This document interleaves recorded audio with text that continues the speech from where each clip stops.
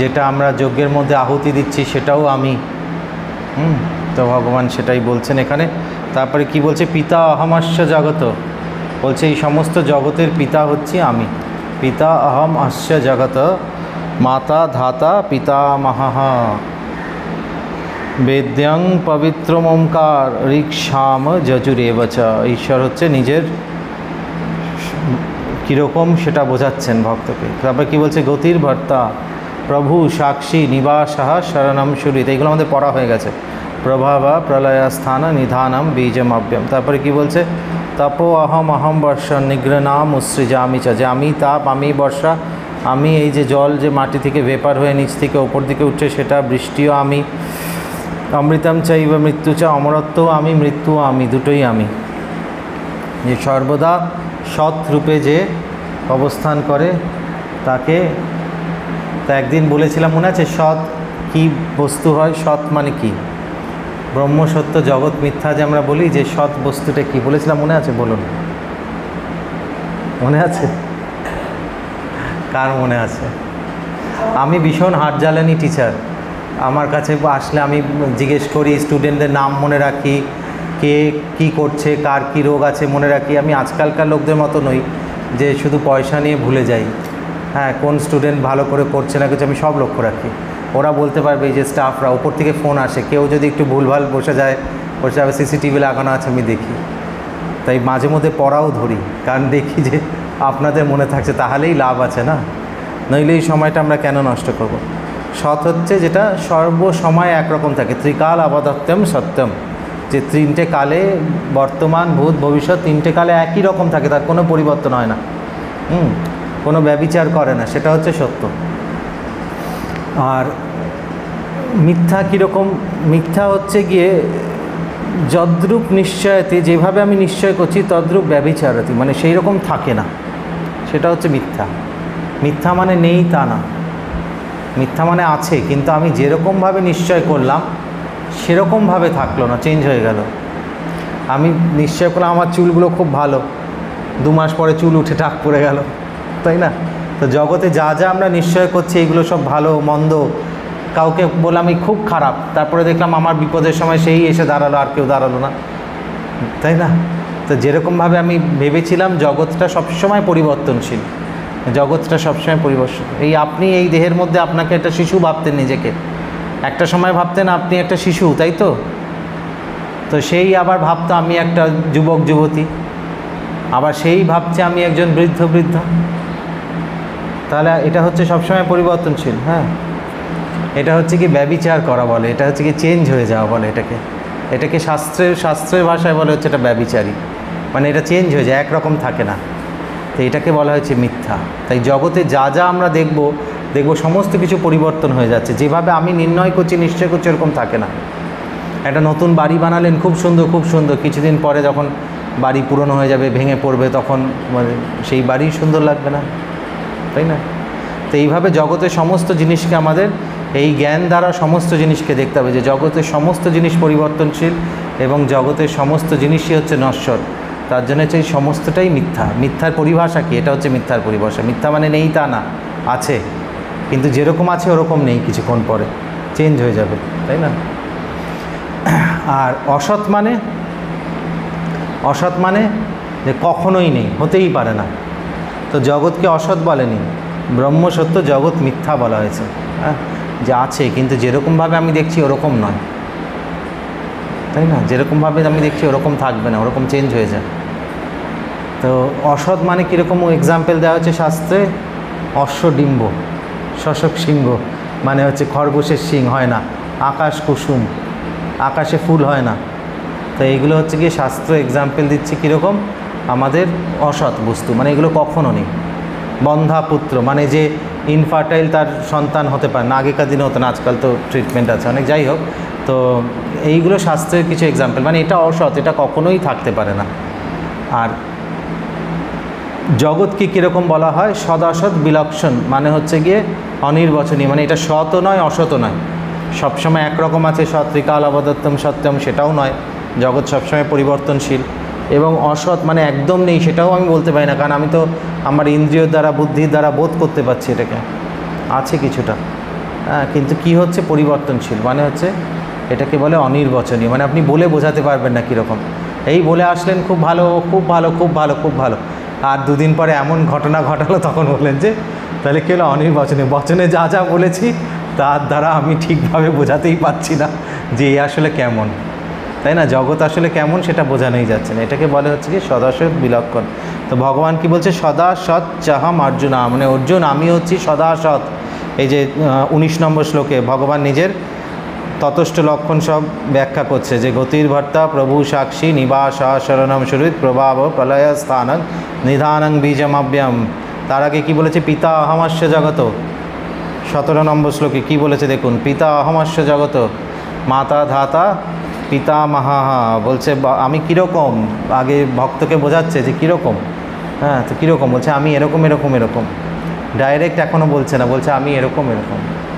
হ্যাঁ, তো পিতা অহমস্য জগত মাতা ধাতা পিতামহা বেদ্যাং পবিত্র ওমকার, সমস্ত বেদ আমি, ওমকার আমি হচ্ছি।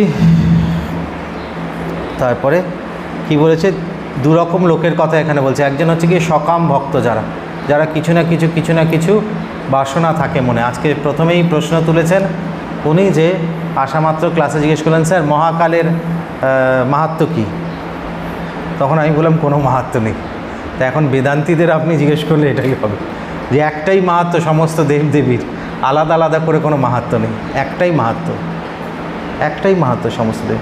যত এই ভেদ দৃষ্টি আমাদের থাকবে না, এটা এটা এটা এটা এটা আলাদা, ওটা আলাদা, এটা আলাদা, এটা আলাদা, আধ্যাত্মিক পথে উন্নতি হতে অসুবিধা হবে। জাগতিক পথে ভেদ দৃষ্টি ঠিক আছে, কিন্তু আধ্যাত্মিক পথে উন্নত হতে অসুবিধা হবে। তাই এই ভেদ দৃষ্টিকে মুছে ফেলা হচ্ছে পিএইচডি করা।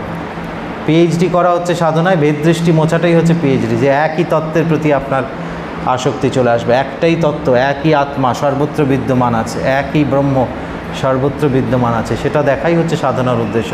তাই ভেদ দৃষ্টিতে যেরকম বোঝালাম এক্সাম্পল দিয়ে, যে একটা শিশুকে যখন বসানো হয় এক জায়গায় তখন অনেক কিছু দিতে হয়, তাই তো, খেলনা টেলনা, খাওয়া দাওয়া, রঙিন সুন্দর, সেরকম বাচ্চাকে বসানোর জন্য, সেরকম মনকে প্রথম এক জায়গায় বসানোর জন্য অনেক কিছুকে নিয়ে আসতে হয়।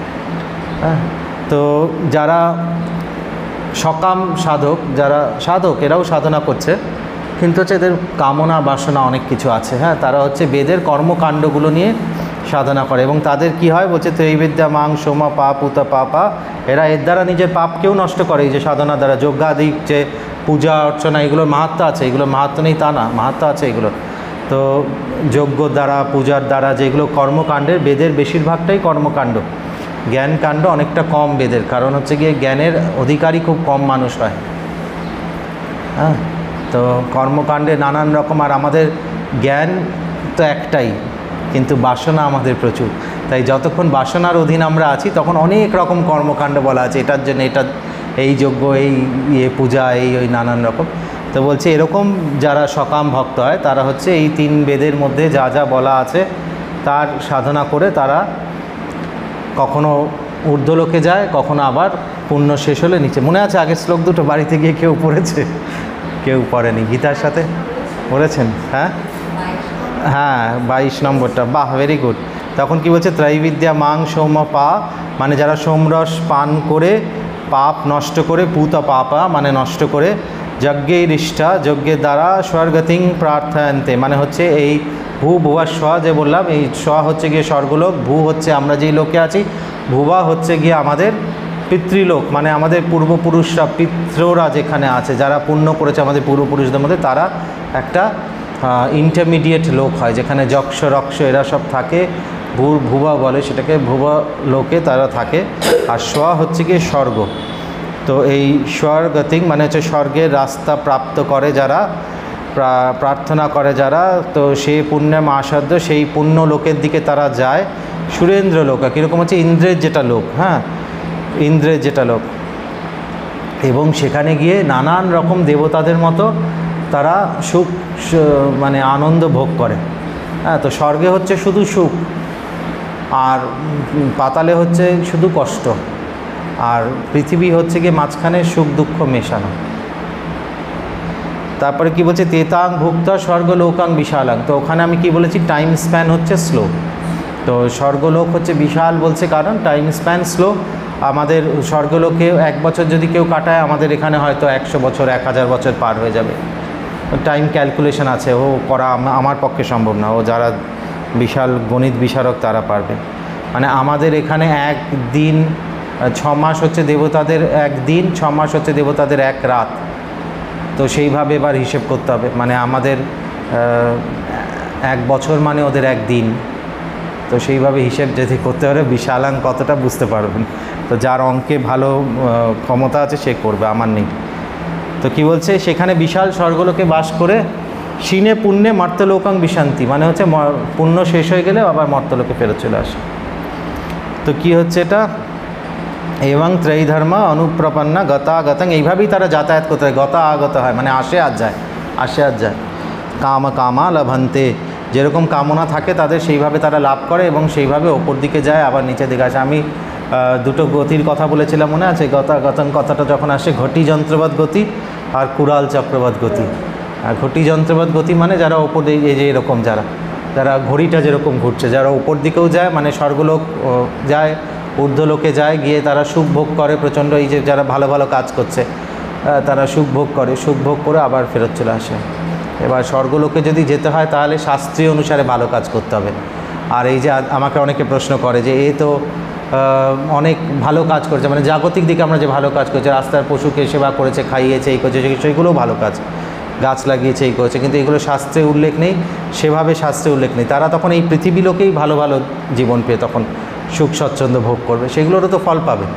কিন্তু যদি স্বর্গলোকে যেতে দেবতাদের মতো ভোগ করতে হয় তাহলে শাস্ত্রে যেই লেখা আছে যাগ যজ্ঞাদি পুণ্যকর্ম সেরকমভাবে করতে হবে।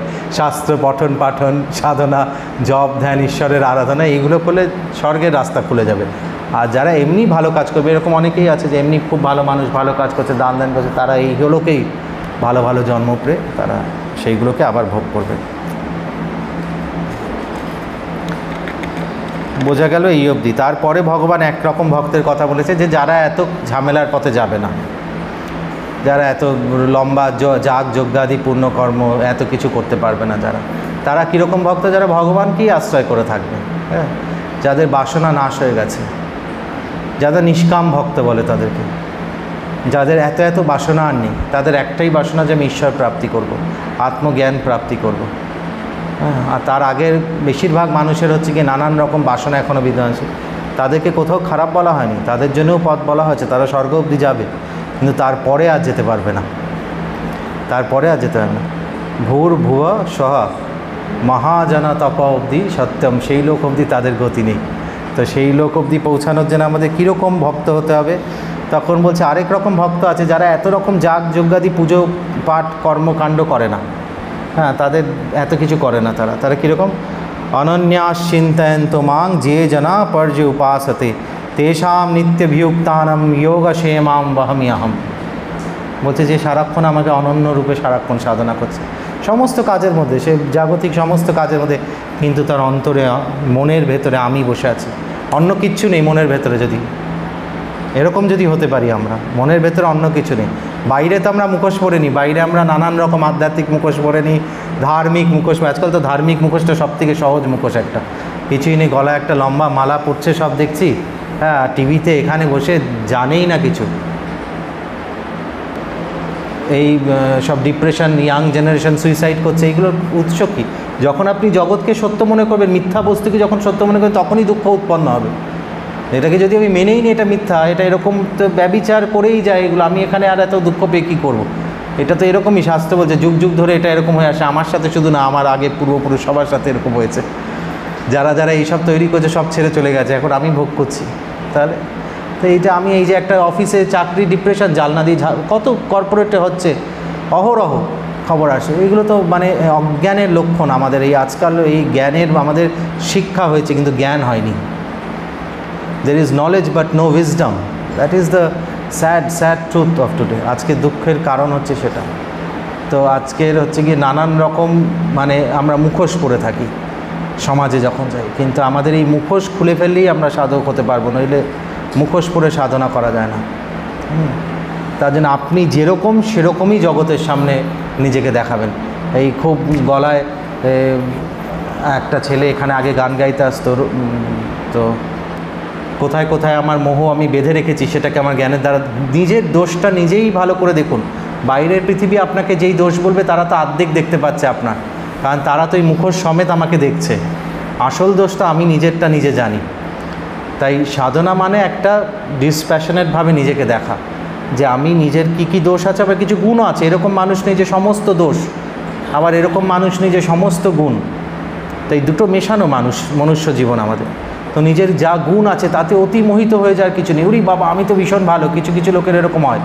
হ্যাঁ, এই ছোটোবেলা থেকে বাবা মারা বাচ্চাদের যে তুমি বেস্ট, তুমি বেস্ট, তোমার পরে আর কেউ নেই, তুমি প্রিন্সেস, তুমি ভগবান, তুমি কিং, তুমি জন্মে আমাকে উদ্ধার করেছো। সেই বাচ্চাদেরই ডিপ্রেশন হয়, কারণ ওর বাবা মা তো শিখিয়েছে ওকে ওরকম, যে তোমার থেকে আর ভালো কেউ নেই। বাইরে যেই বেরোবে, কম্পিটিশন ফেস করবে, দেখবে তোমার থেকে ভালো আছে, ওরকম আতুপাতু আর কেউ করছে না, তখনই সে আর রিয়ালিটির সাথে ম্যাচ করাতে পারবে না যে জগৎটা কীরকম, তাই না? তাই নিজের গুণের সাথে অতি মোহিত হয়ে যাওয়ার কিছু নেই, আর নিজের দোষের সাথে অতি দুঃখিত হওয়ার কিছু নেই। ঠিক আছে, দোষ আছে মনুষ্য মাত্র, এই দোষটা রাখবো না। দোষটাকে দূর করার জন্যই আমরা সাধনা করছি।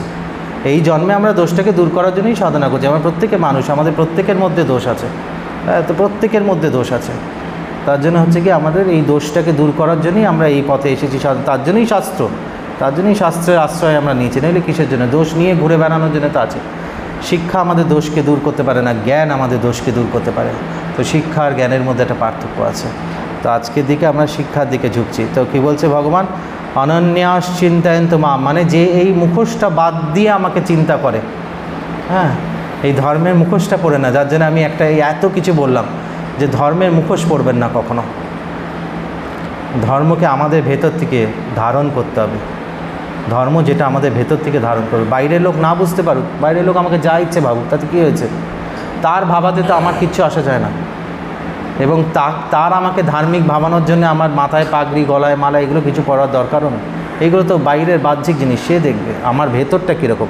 এখানে সেটার আলোচনা হচ্ছে, ঠিক আছে, বাইরে কেউ সাজলো আলাদা কথা, কিন্তু ভেতরটা আমার কীরকম সেটার আলোচনা হচ্ছে। ভেতর কীরকম হলে ভগবান তার যোগ সেম বহন করবে। বলছে অনন্যাস চিন্তায়ন্ত মাম, যে অনন্য রূপে আমাকে ধারণা করবে।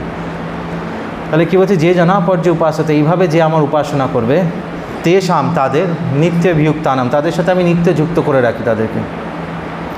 যোগা সেমাম বাহামি আহম, বলছে এদের যোগ সেম আমি বহন করি। যোগ কী জিনিস? যেটা আমার নেই সেটা প্রাপ্ত করানোর। তো আগের দিন বলছিলাম যে একটা মজার এক্সাম্পল দিচ্ছিলাম যে আমি যাচ্ছি রাস্তায় হাঁটতে হাঁটতে মনে হচ্ছে যে বেল দেখলাম, ভাবছি যে বেল খাবো। তারপরে দুপুরবেলায় গেছি অর্ঘ্যপ্রাণা মাতাজির বাড়িতে, বলছে যে এই বোতলটা নিয়ে যাও।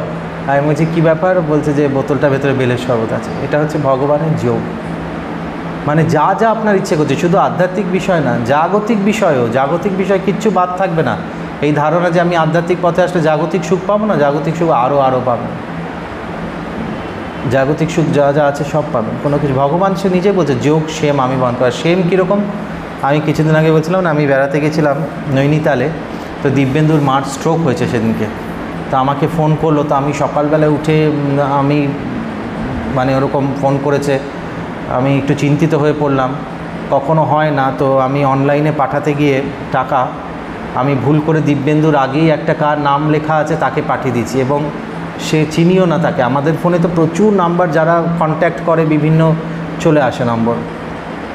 তো এবার পাঠিয়ে দেওয়ার পর তো 10,000 টাকা আমার কোথায় গেল? তো আমি তারপরে তাকে ফোন করলাম। সে বলে আমি আসামে থাকি, আমি চিনি না, আমি কখনো আসিও নি। তো অনেক আগে মার প্রোগ্রাম দেখে মাকে ফোন করেছিল, কখনো সেই নাম্বার সেভ করা আছে। তা আমি তো ভাবলাম টাকা আমার গেল। তো আমাকে তো খুব বকাবকি করছে যাদের সাথে আমি বেড়াতে গেছি, যে এরকম বলছে যে মাথাটা খারাপ হয়ে গেছে, ভোরবেলায় উঠে ধ্যান করছে, এই করছে, সে উঠে বসে থাকে খাটের উপরে, ঘুমায় না ঠিক মতো, তাই মেমোরি লস হয়ে এইগুলো হয়েছে। তো আমাকে তো খুব গালাগালি করলো তারা। তো একটু পর আমি তো ভাবছি আর টাকা ফেরত পাবো না, কারণ এরকম সকাল সকাল ফোন আছে যদি কারো কাছে, সে আর ফোন খুলেই দেখবে না আজকাল, যে তাহলেই তো সব টাচ করলেই টাকা চলে যায় ব্যাংক থেকে, এসব সব ভয়ে লোকেদের। বললাম তাহলে আর কোনো উপায় নেই, টাকা গেল আমার, আমি ধরে রাখলাম। আর আমার কাছে 10,000 টাকা অনেক বড় ব্যাপার। তো একটু পরে দেখি সে নিজে পাঠিয়ে দিয়েছে টাকা, নিজেই ফেরত পাঠিয়ে দিয়েছে। যোগা সেমাম ওয়াহামিয়াম, আপনার কাছে যেটা আছে সেটা ভগবান রক্ষা করবে। আপনার রক্ষা করতে হবে, আপনি কত রক্ষা করবেন, আপনার কতটুকু ক্ষমতা, তাই না? তাই আমরা এই যে সন্তান সন্ততি, আমাদের স্বামী স্ত্রী, এই যে বাড়ি ঘর সব রক্ষা করার চেষ্টা করছি, আমরা যেই আঁকড়ে ধরে বসে আছি, তো কিছুটা ভগবানকে ছেড়ে দিন না, তাকে দায়িত্ব দিয়ে দিন। সে কী করবে তাহলে, সব যদি আপনি করেন? হ্যাঁ, তো আপনি এটা করুন, ভগবান যেটা বলছে। তো ভগবান এই এক বিশেষ ভক্তের কথা বলছে, অনন্যাস চিন্তয়ন্ত মাম, যে জানে। এটা হচ্ছে বেস্ট, সব থেকে বেস্ট যোগ। এটা হচ্ছে ভগবদ্গীতার একটা এমন শ্লোক যেটা মনে রাখা উচিত আমাদের জীবনের পাথেয় হয়ে থাকা উচিত এটা। তারপরে কি বলছে, প্রথম প্রশ্ন আজকে এখান থেকে পড়বো বলে উনি এসে প্রশ্নটা করলেন। হ্যাঁ, ভগবান করায়, দেখুন ভগবান প্রশ্নটা তুললেন প্রথমে, যে আপ্যান্ন দেবতা ভক্তা ভজন যজন্তে শ্রদ্ধায়ান্বিতা তে আপি মামেব কৌন্তেয় যজন্তে অবিধিপূর্বকম। কীরকম এরা? যারা অন্য দেবতার ভক্ত, যারা সেইভাবে পুজো করে, অন্য দেবতাকে যারা পুজো করে, তারা শ্রদ্ধান্বিত হয়ে অন্য দেবতাকে পুজো করছে, কারণ তাদের নানান রকম বাসনা আছে। তারা সেই হিসেবে, এই দেখবেন কিছু মানুষ থাকে যাদের মনটা স্থির থাকে না। আজকে আচ্ছা কিছুদিন এই মা কালীর পুজো করলো, আবার কিছুদিন পরে কেউ বললো সাই বাবার পুজো করে, আবার সেখানে চলে গেল, সাই বাবার পুজো করলো, আবার কিছুদিন পরে বললো অমুক ঠাকুরের পুজো করো, তখন খুব সেই ঠাকুরের পুজো শুরু করলো। এরকম দেখবেন ফ্লাকচুয়েটিং ডিভোশন, ফ্লাকচুয়েটিং, ঘুরছে সব জায়গায় ভক্তিটা। হ্যাঁ, ঠিক আছে। তো তারা হচ্ছে কি, তাদের সম্বন্ধে বলছে এবার। হ্যাঁ, প্রথমে তো বললো যারা হচ্ছে কর্মকাণ্ডে করে তারা শাস্ত্রীয় ফল প্রাপ্ত করবে। তারপরে আবার নিষ্কাম ভক্তের কথা বললো, যার কোনো কামনা নেই, সে ঈশ্বরকেই শুধু চাইবে। আবার এরকমও ভক্ত আছে যাদের মনটা খুব চঞ্চল, তারা ভক্ত, কারণ হচ্ছে কি বলছে ভক্তা কথাটা বলছে, তারাও ভক্ত। তারা বিভিন্ন জায়গায়, যে আমরা দেখি মন্দিরের বাইরে লাইন লেগেছে, আবার অন্য মন্দিরে গেলেও দেখবেন ভিড় আছে, আর কেউ গণেশের পুজো করছে, এই করছে, তাতে কোনো আপত্তি নেই, তারাও ভক্ত। হ্যাঁ, কিন্তু হচ্ছে কি তারা কি করছে, তারা আমাকেই অবিধিপূর্বক পুজো করছে, মানে তাদের অজ্ঞানের জন্য তারা বুঝতে পারছে না। যেই প্রশ্নের উত্তর আমি আপনাকে দিলাম, যে একই ব্রহ্ম, একই ঈশ্বর সর্বত্র বিদ্যমান আছে, তারা বুঝতে পারছে না। তাদের মধ্যে এখনও ভেদ দৃষ্টি আছে, মনে হচ্ছে ও আলাদা, ও আলাদা, ও আলাদা, ও আলাদা, ও আলাদা। তার জন্য হচ্ছে কি এরকম ভক্তরা, তারা কি করছে, হচ্ছে কি তারা শ্রদ্ধার সাথেই পুজো করছে। হচ্ছে যে আপ্যা অন্য দেবতা ভক্তা, মানে যারা অন্য দেবতার ভক্ত, যজন্তে শ্রদ্ধায়ান্বিতা, যে শ্রদ্ধার সাথে সেই দেবতার আরাধনা করছে। তে আপি মামেব কৌন্তেয় যজন্তে অবিধিপূর্বকম, হে কৌন্তেয়, তারাও আমাকেই পুজো করছে আসলে, কিন্তু অবিধিপূর্বকম, মানে হচ্ছে অজ্ঞানের দ্বারা তারা ঠিক নিয়ম পথে আসছে না, ঠিক রাস্তায় আসছে না, তারা হচ্ছে কি ঘুরে যাচ্ছে। কিছু লোক হয় যাদেরকে আপনি যদি বলে দেন এখান থেকে সোজা গেলে ওখানটাতে বাইপাস, ওরা যাবে না, ওরা ঠিক ঘুরতে এই এখান থেকে সোজা এই যাদবপুরের সামনে, থানার সামনে থেকে সোজা গেলে আপনি বাইপাসে পড়ে যাবে, কিন্তু সে যাবে না। সে যাবে হচ্ছে গিয়ে আমাদের এই সেলিমপুরের ভেতর দিয়ে ঘুরতে হালতু হয়ে ঘুরতে গিয়ে বাইপাসে পড়বে। তো সেরকম লোকদের কথা বলছে, এরকম মানুষও আছে তো আমাদের চারিদিকে না। দেখবেন কিছুদিন সাই বাবার ওখানে এরা সব থেকে আগে চমৎকারী গুরুদের কাছে যায়, চমৎকারী গুরুদের কাছে বেশি ভিড় হয়, কারণ হচ্ছে চমৎকার চায় এরা জীবনে, এরা কষ্ট সময় দিতে পারবে না, টাইম নেই, হ্যাঁ, ফাস্ট রেজাল্ট চায়, জ্ঞান ট্যান এসবে কিছু নেই, আমার এই সমস্যা সারিয়ে দিতে হবে, সোজা কথা। আজকাল আমাদের এখানেও বেশিরভাগ ওরকমই আসে, আমাদের উল্টো বলে দেয়। কালকে একটা মেয়ে ফোন করেছে, বলছে আমার হাতা যোগা লাগবে। আমি বললাম যে হাতা খুন্তি সব রকম যোগা হবে আমাদের এখানে। হ্যাঁ, কী লাগবে বলে? বলছে আমি শিখেছি এখানে 3-4 জায়গা থেকে আবার ক্রিয়াযোগ শিখেছে। তখন আমি বুঝলাম মাথাটায় কীরকম স্ক্রুটা ঢিলে আছে, কারণ এই 3-4টে প্রত্যেকটা প্রসেস না, these are like medicine, they are self interacting. আপনি যদি 3-4 রকম ওষুধ খেয়ে নেন, হ্যাঁ, ডাক্তার যদি না বলে থাকে, তাহলে আপনি তো নিজের অসুস্থতাই নিজে ডেকে আনছেন। তো এইগুলোও সেরকম, আপনি যে কোনো একটা জায়গায় মন লাগাতে হয়, যে কোনো একটা জায়গায়, যেটা আপনার পথ সেটাতেই মন লাগাতে হয়। বলে আমি এর কাছ থেকে সূর্য ক্রিয়া শিখেছি, ওর কাছ থেকে ওই ক্রিয়া শিখেছি, তার কাছ থেকে সেই ক্রিয়া শিখেছি, এখন আবার এখানে এসে শিখবো। তা এখন ওরকম মানে লোকেরা আছে যাদের মন চঞ্চল, চারিদিকে সব রকম শিখে বেড়াচ্ছে, কিছু লাভ হচ্ছে না। তারা কি করছে, হচ্ছে কি যে আপ্যান্ন দেবতা ভক্তা ভজন্তে শ্রদ্ধায়ান্বিতা ते अपि मामेव कौन्तेय যজন্তে অবিধিপূর্বকম। अहं हि सर्वजज्ञानां भोक्ता च प्रभुरेव च ना तु मामभिजानन्ति तत्ते नातश्चवन्ति ते। সুর তো এখন বোঝা গেছে, নিজেরা পাচ্ছেন তো সুর। অনুষ্টুপ ছন্দ, আর কয়েকটা আছে ত্রিষ্টুপ ছন্দ। ওটা অহং হি সর্বযজ্ঞানাং, যে সমস্ত যজ্ঞ মানে যে শুধু আগুন জ্বালিয়ে ওটা না, এই যে সমস্ত যজ্ঞ মানে হচ্ছে মানুষের ত্যাগ ভাব নিয়ে আমরা যা যা কাজ করছি। এই যে যোগাসনকেও একদম যজ্ঞ বলে এটাকে, ওইভাবে যোগাসন করতে হয়। যোগাসন হচ্ছে এই যে আজকাল এক্সারসাইজ আমাদের মুশকিল হচ্ছে এই সাহেবরা যে 200 বছর আমাদের উপরে শাসন করে গেছে, আমাদের মাথাটা পুরো শেষ করে দিয়ে গেছে। হ্যাঁ, তো এই যা যা ওরা বলে আমরা মনে করি ওটাই ঠিক। আরে ওদের বিবেক বুদ্ধির খুব অভাব ওদের।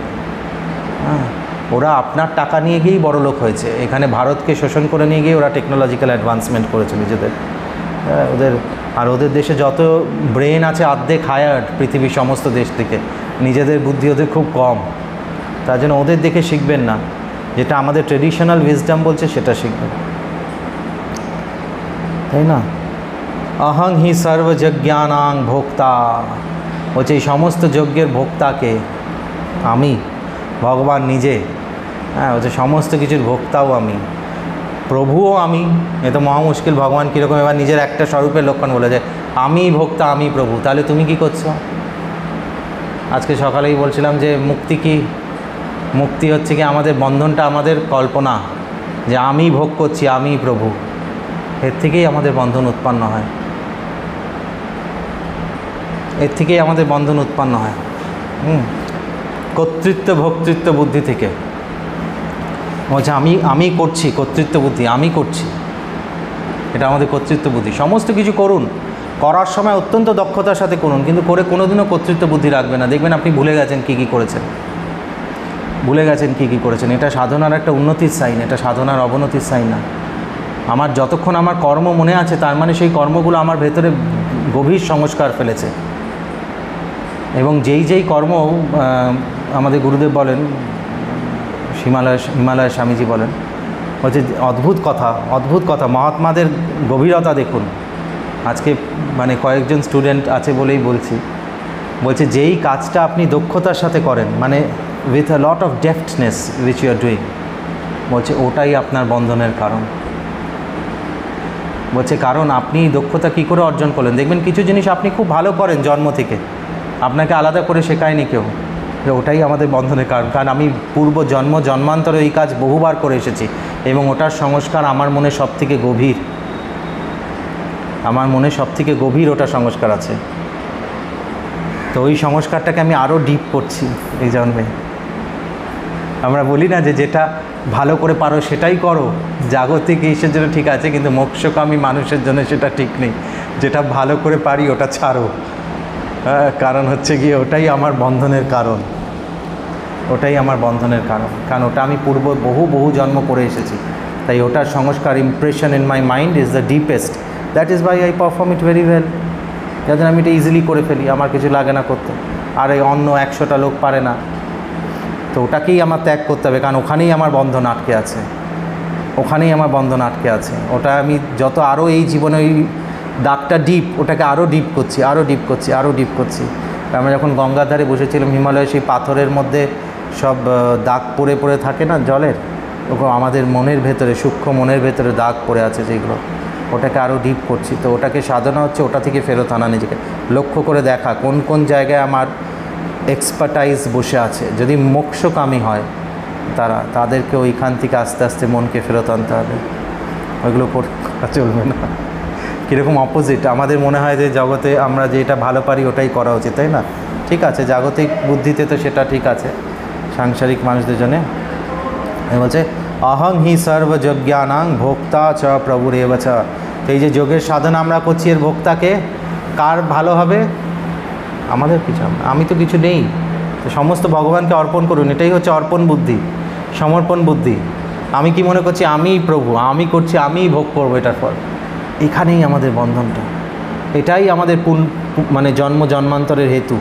এটা থেকেই আমাদের আবার পুনর্জন্ম হচ্ছে, আবার আমরা ভোগ করছি। কারণ আমি তো লিখে গেছি আগের জন্মে যে আমি এটা করেছি, আমি প্রভু, আমি ভোক্তা। ভগবান বলছে না, সারেন্ডার এভরিথিং টু মি, অহম হি সর্বযজ্ঞানাং ভোক্তা চ প্রভুরেব চ, না তু মাম আভি জানন্তি তত্ত্বে না তস্য বন্তিতে। যে তত্ত্বরূপে এখনও আমাকে যারা জানতে পারেনি তারা এটা বোঝে না।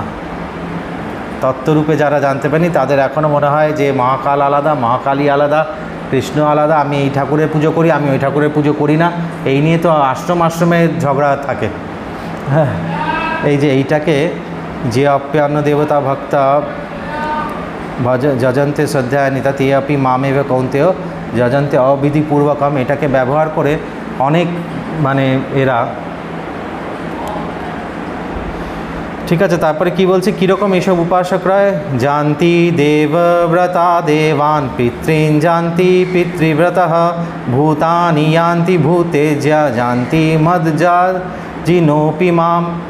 বলছে এটা কীরকম, আজকে আর কাউকে পড়তে বলছি না, আজকে অনেকটা 8:30 বেজে গেছে, তাড়াহুড়ো আছে বাড়িতে।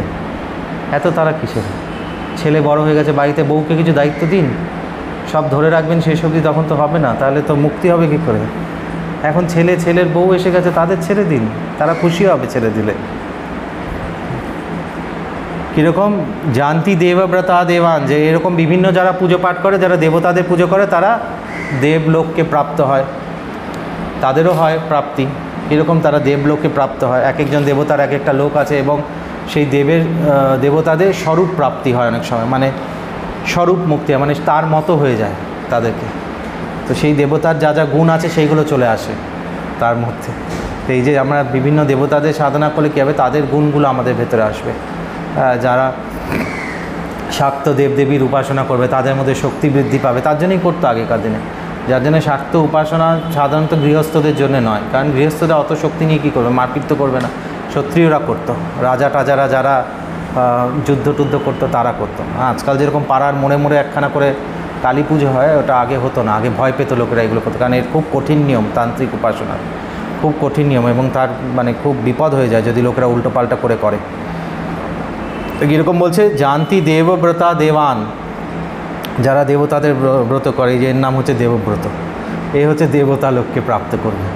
হ্যাঁ, হচ্ছে কি দেবতাদের ব্রত যদি করতে পারেন, পুজো পাঠ দেবতাদের করতে, তাহলে সেই দেবতাকে প্রাপ্ত করবে।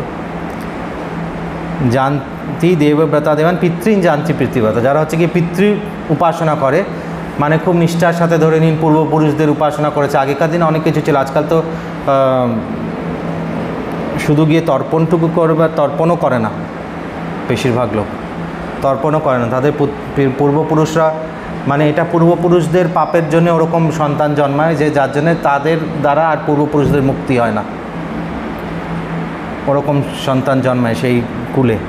তো হচ্ছে গিয়ে যারা পিতৃ আরাধনা করে তারা কী হয়, পিতৃলোককে প্রাপ্ত হয়। মানে পিতৃলোক কীরকম, হচ্ছে কি আমাদের এই পৃথিবী আর স্বর্গের মধ্যে লোক আছে একটা, হ্যাঁ, ভুয়ার লোক বললাম যেটাকে, ভুয়ার সহা যেরকম বললাম, ভুয়ার লোক যেটা হচ্ছে পিতৃলোক। তো সেই পিতৃলোকে পূর্বপুরুষরা থাকে, আমাদের পিতৃরা থাকে, সেটাও এই লোকের থেকে ঊর্ধ্ব। তো সেই পিতৃব্রতা যারা হচ্ছে গিয়ে পিতৃন জান্তি পিতৃব্রতা, মানে যারা হচ্ছে গিয়ে পূর্বপুরুষদের সাধনা করে, পূর্বপুরুষদের জন্য মোক্ষার্থে অনেক কিছু কাজ করে, তারা সেই পিতৃলোককে প্রাপ্ত করে। তারপর একটা বলছে ভূতানি জানতি ভূতেজ্যা, যারা হচ্ছে ভূতের উপাসনা করে তারা। এবার বলবেন যে ভূতের উপাসনা কি, ভূত মানে হচ্ছে ওরকম ভূত বলেনি, ভূত মানে হচ্ছে গিয়ে ভৌতিক জিনিসপত্র, হ্যাঁ, তার জন্যে প্রাপ্তির জন্য যারা উপাসনা করে, ভৌতিক জিনিসপত্র প্রাপ্তির জন্য। এবং নানান রকম তামসিক উপাসনাও হয়, হ্যাঁ, তামসিক উপাসনা হয় এই শ্মশানে গিয়ে, তারপরে এই তান্ত্রিকদের কাছে গিয়ে এইসব হাড্ডি গুড্ডি সব নিয়ে আসে। অনেকরকম লোক হয় টিভিতে বসে, কাগজে অ্যাড দেয়, আনন্দবাজার পত্রিকাতে ভর্তি এইসব বিজ্ঞাপনে, ওই দিয়েই ওদের চলে, যে এখানে আসুন, একে মারণ উচ্চাটন, এরকম সব অনেক ক্রিয়া আছে। এগুলো হচ্ছে কি সব তামসিক উপাসনা। তারপরে সব অনেক জায়গায়, আমাদের ইস্ট ইন্ডিয়া তো এগুলোর জন্য বিখ্যাত। আর তারপরে হচ্ছে অনেক তামসিক উপাসনা, দেখবে নিজেকে কষ্ট দিয়ে সেই মুখ ফুটো করে নিচ্ছে, আগুনের উপরে হাঁটছে, তামসিক উপাসনা এগুলো। এরা হচ্ছে ভৌতিক, মানে লোক দেখানি, তারপরে ভৌতিক জিনিস প্রাপ্ত করার জন্য। তাই ভূতানি জানতি ভূতেজ্যা, তারা ওখানেই থাকবে, তাদের ঊর্ধ্বগতি হয় না, তারা ওখানেই প্রাপ্ত হয়। জানতি মজ্জাজি নৌপি মাম, যে আমাকে করে, যজ্ঞ করে, যে আমাকে যাজনা করে, সে আমার কাছে প্রাপ্ত হয়। ভগবান স্পষ্ট বলে দিচ্ছে যে আমার সাধনা করে তো সে আমাকে প্রাপ্ত হয়। তারপরে কীরকম ভগবানের সাধনা, বলছে ভগবানের সাধনাটা ইজি। তারপরেটা হচ্ছে পত্রং পুষ্পং ফলং তোয়ং ইয়ো মে ভক্তা প্রয়চ্ছতি তদহং ভক্তু প্রেরিতং অশ্নামি প্রয়তাত্মনঃ। বলছে কীরকম, পত্র দাও, পাতা দাও, ফুল দাও, জল দাও, যা দাও, একটা কিছু দিলেই বলছে সেরকম অত কঠিন কিছু নেই। পত্রং পুষ্পম ফলং, ফল দাও, জল দাও, তোয়াম ইয়ো মে ভক্তা প্রয়চ্ছতি, যে আমার ভক্ত যা দেবে তার ইচ্ছে অনুসারে যা দেবে। তদহং ভক্তু প্রেরিতম, ওই যে ভক্তির সাথে দিতে হবে। কীরকম দিতে হবে? ভক্তির সাথে দিতে হবে। এমনি একটা দিয়ে দিলাম, রোজকার একটা কাজ করছি, ঝগড়া করতে করতে সে ঠাকুরকে একটু নকুল দানা দিয়ে দিলাম, তাতে হবে না, যে ভক্তির সাথে দিতে হবে। যে সেটা আমি গ্রহণ করি, ভগবান নিজে বলছে যে এইগুলো দিলে আমি নিজে গ্রহণ করি, এসে আমি নিজে এইগুলো গ্রহণ করি যেগুলো ভক্ত আমার দেয়। তাই এইটা পড়লে আমাদের, তারপরের একটা খুব সহজ শ্লোক বলেছে, বলছে এইটুকু যেটা করতে পারবে না যারা, বলছে যে এত পত্র পুষ্প ফলও যারা দিতে পারবে না, তাদের জন্য আরেকটা ইজি উপায় ভগবান বলে দিচ্ছে। বারবার বলছে ইজি উপায়, দুরকম উপায় দেখাচ্ছে, কোনটা অ্যাজ পার ইয়োর চয়েস। হ্যাঁ, তো আমাদের দেখুন ধর্মগ্রন্থগুলোতে কত ফ্রিডম অফ চয়েস আছে, ইউ ক্যান চুজ। এই না যে এটাই করতে হবে, এটা না করলে তোমার গরদান যাবে। বলছে আরেক রকম ভক্ত হয়, বলছে এত কিছু করতে পারবে না, আলাদা করে ফুল বেলপাতা তুমি কিছুই দিতে পারবে না, তখন কি বলছে? যৎ করোষি যদ অশ্নাসি, যৎ করোষি যদ অশ্নাসি, যজ্জুহুষি দদাসি যৎ, যৎ তপস্যেষি কৌন্তেয় তৎ কুরুষ্ব মদর্পণম। বলছে তুমি যদি আলাদা করে ফল বেলপাতা ফুল জল কিছু নাই দিতে পারো, বলছে যৎ করোষি যা করছো, যদ অশ্নাসি যা খাচ্ছ, যৎ জুহুষি যা যজ্ঞ করছো, যা যে আমাদের বাড়িতে যজ্ঞ টজ্ঞ যা কিছু করছো, যা দান করছো, দদাসি যৎ, যৎ তপস্যেষি যা যা তপস্যা করছো, ধ্যান করছো, প্রাণায়াম করছো, যোগা করছো, যৎ তপস্যেষি কৌন্তেয় তৎ কুরুষ্ব মদর্পণম, সব কিছু আমাকে অর্পণ করে করো, তাহলেই তোমার হয়ে যাবে। So easy path, but we don't want to walk the easy path, we will trade the difficult path, তাই না? তো এটার জন্য অনেক মানসিক স্বচ্ছতা আসতে হয়। তো আজকে এই অবধি থাক। এইগুলো নিজেরা নেক্সট দিন অনন্যাস চিন্তায়ন্ত মাংটা মুখস্থ বলতে পারতে হবে নেক্সট দিন সবাইকে, তারপরে নেক্সট দিন ক্লাস শুরু হবে, ঠিক আছে? অনন্যাস চিন্তায়ন্ত মামটা মুখস্থ বলতে হবে, করে নিয়েছেন তো? হ্যাঁ, ওটা মুখস্থ নেক্সট দিন মতো। তাহলে আরেকটা হোমওয়ার্ক দিয়ে দিই, আরেকটা শ্লোক নিজের ইচ্ছে, যেটা ভাল লাগছে পড়ে এটায়, আরেকটা শ্লোক নিজের ইচ্ছেতে, এটা আপনার ইচ্ছে, যেটা আপনার ইচ্ছে। এটা ইজি আছে, ইজি হচ্ছে কি পিতা হমস্য জগত মাতা ধাতা পিতা মহা বেদ্যাং পবিত্রম ওঙ্কার ঋক, এটাও হতে পারে অহং ক্রতুরাং, যার যেটা ভালো লাগে, যার যেটা পড়ে মনে হচ্ছে আমার ভালো লাগছে এই শ্লোকটা। শ্লোকগুলো মোটামুটি মানে বোঝানো গেছে। দেখুন আমরা এখানে পারফেক্টলি করছি না, কারণ পারফেক্টলি আমার নিজেরই জানা নেই, পারফেক্টলি তো আমার গুরুদেব আছেন এখনও, তারাই বোঝাবেন, কিন্তু আমরা জানিই না। প্রথমে যখন এবিসিডি লিখতে শিখি তখন তো আর আমরা যুক্তাক্ষর শিখি না। তা আমাদের এটা হচ্ছে ভগবদ্গীতার এবিসিডি, যে আমরা আস্তে আস্তে আস্তে আস্তে জানতামই না, সেখানে একটু পড়তে শিখলাম, একটু জানলাম গীতায় কি বলা আছে। ভুলভাল আজকাল তো ফেসবুকে সারাক্ষণ সব চলে আসে যে গীতায় এই বলেছে, গীতায় আদেও কি বলেছে আপনি নিজে জানুন। তার জন্য তো এর মানেগুলো অর্থগুলো সহজ করে বোঝানো হচ্ছে, সহজ করে বুঝুন, লেখা আছে তো সহজ করে বোঝানো হচ্ছে। কিন্তু আমি এটা বলতে পারি যে ভুল করে বোঝানো হচ্ছে না, কারণ আমরা পরম্পরাগত গুরুদেবদের কাছ থেকে শিখে এসেছি, তো হয়তো অত কঠিন করে না, কারণ আমরা সবাই কঠিন করে বুঝতে পারবো না। তাই প্রথমে সহজ করে, যেটা আপনার মনে হচ্ছে যেই শ্লোকটা আপনার ভালো লাগছে সেই শ্লোকটাই মুখস্থ করুন। অনন্যাস চিন্তায়ন মামটা তো মুখস্থ হয়েই গেছে, ওটাও মুখস্থ করুন।